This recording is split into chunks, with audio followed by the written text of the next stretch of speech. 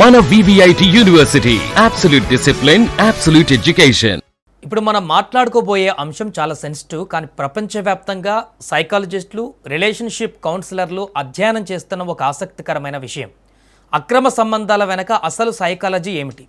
ఎందుకు కొందరు తమ సంబంధాలలో ఉన్నప్పటికీ మరొక వ్యక్తి వైపు ఆకర్షితులవుతున్నారు? ఈ వీడియోలో మేము ఎవరిని విమర్శించడం కాదు, ఎవరిని సమర్థించడం కూడా కాదు. అసలు అక్రమ సంబంధాల వెనుకున్నటువంటి అసలు సైకాలజీ ఏంటో కూడా తెలుసుకునేటువంటి ప్రయత్నంలో భాగంగా చెప్తున్నటువంటి వివరాలు.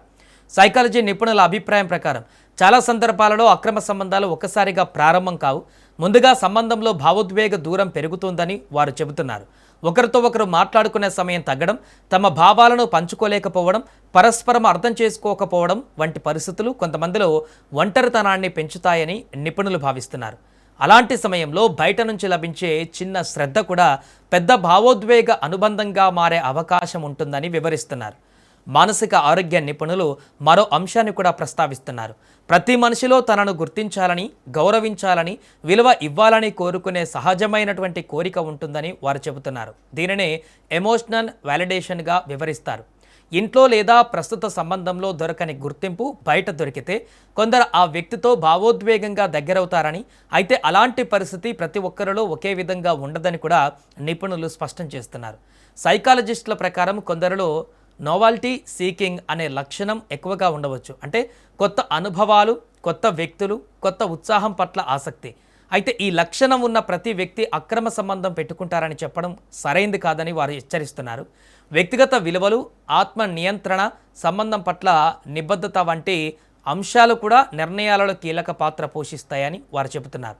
ఇటీవలి కాలంలో సోషల్ మీడియా, మెసేజింగ్ యాప్లు కూడా సంబంధాల స్వభావాన్ని ప్రభావితం చేస్తున్నాయని కొందరు రిలేషన్షిప్ నిపుణులు అభిప్రాయపడుతున్నారు. ఒక సాధారణ పరిచయం, తరచూ జరిగే చాటింగ్, భావోద్వేగ విషయాలను పంచుకోవడం ద్వారా కొందరిలో కొత్త అనుబంధాలు ఏర్పడే అవకాశం ఉంటుందని వారు చెబుతున్నారు. అయితే టెక్నాలజీ సమస్య కాదని, దాన్ని ఉపయోగించే విధానమే ముఖ్యమని కూడా స్పష్టం చేస్తున్నారు. సంబంధాలలో సమస్యలు ప్రతి కుటుంబంలో రావచ్చని సైకాలజిస్టు చెబుతున్నారు. కానీ ఆ సమస్యలను ఎలా ఎదుర్కొంటామనేదే సంబంధం భవిష్యత్తును నిర్ణయిస్తుందని వారు చెబుతున్నారు. ఇక కొందరు పరస్పరం మాట్లాడుకొని పరిష్కారం వెతుక్కుంటారు. మరికొందరు కుటుంబ సభ్యులు లేదా కౌన్సిలర్ల సహాయం తీసుకుంటారు. ఈ మార్గాలు సంబంధాలను బలోపేతం చేయడంలో ఉపయోగపడతాయని నిపుణులు సూచిస్తున్నారు.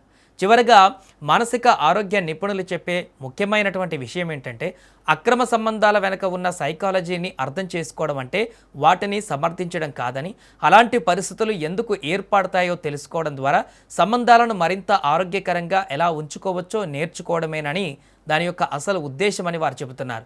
మరి ఈ అంశంపైన మీ అభిప్రాయం ఏంటి? ఒక బలమైనటువంటి సంబంధానికి మీ దృష్టిలో అత్యంత ముఖ్యమైనది ట్రస్ట్నా, లేక కమ్యూనికేషనా, రెస్పెక్టా, లేక మ్యూచువల్ అండర్స్టాండింగా? మీరేమనుకుంటున్నారో కూడా మీ అభిప్రాయాన్ని కామెంట్ చేయండి.